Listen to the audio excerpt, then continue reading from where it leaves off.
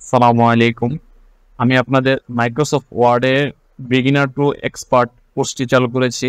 এটা নিয়মিত সিরিজ আকারে প্রকাশ করা হবে এবং আপনারা এই কোর্সটার প্রতিটা এপিসোড দেখলে আপনারা মাইক্রোসফট ওয়ার্ডে এক্সপার্ট হয়ে যাবেন।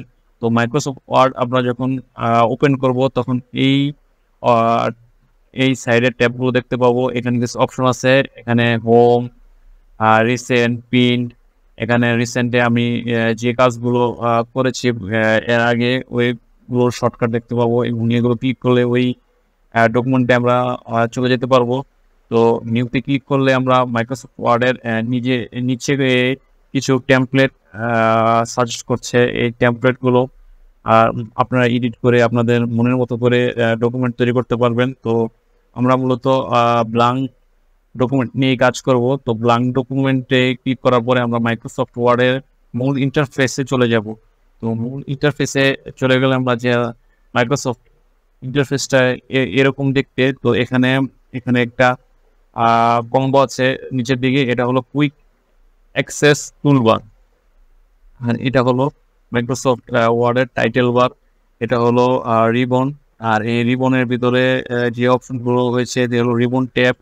তো এখানে মূলত অনেকগুলো রিবন ট্যাব আছে, যেমন হোমের ভিতরে মাইক্রোসফট ওয়ার্ড ডকুমেন্টসে বিভিন্ন অপশনগুলো রয়েছে। আমরা সিরিয়ালি এই অপশনগুলোর কাজ আস্তে আস্তে দেখতে পাবো।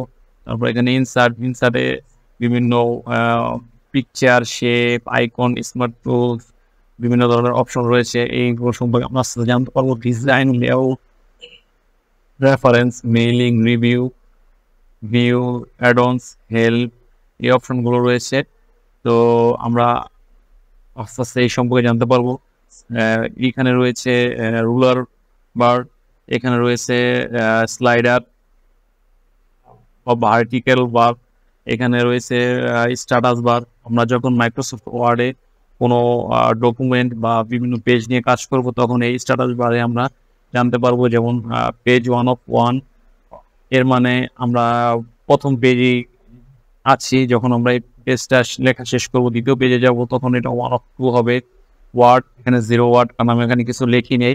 যখন আমি মাইক্রোসফট ওয়ার্ড এখানে আমি দুইটা ওয়ার্ড লিখেছি, তাই দুইটা ওয়ার্ড লেখা হয়েছে এখানে। যেমন দুইটা ওয়ার্ড, একটা পেজ, ক্যারেক্টার স্পেস 13টা, নো স্পেস 14টা, মানে এখানে টোটাল আলফাবেট 14টা, মাঝখানে একটা স্পেস রয়েছে, প্যারাগ্রাফ একটা, লাইন একটা, এইগুলো আমরা কাউন্ট করতে পারবো। এখানে জুম ইন, জুম আউটের অপশন রয়েছে। তারপরে এখানে রিডিং মোড রয়েছে, এখানে কয়েক ধরনের মোড রয়েছে, ওয়েব লেআউট মোড, তারপরে ফোকাস মোড। এখানে বিভিন্ন ধরনের অপশন রয়েছে যা আমরা আস্তে আস্তে জানতে পারবো।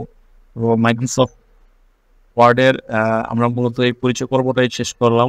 দ্বিতীয় পার্টে আমরা আরও এর বিস্তারিত জানবো এবং সকল অপশনগুলো কীভাবে আপনারা কি কাজ করবেন, কীভাবে ডিজাইন করবেন, কীভাবে লিখবেন, কীভাবে প্রিন্ট করবেন, এবং মূলত মাইক্রোসফট ওয়ার্ডের বিগিনার টু এক্সপার্ট কোর্সটাই এখানে দেখানো হবে।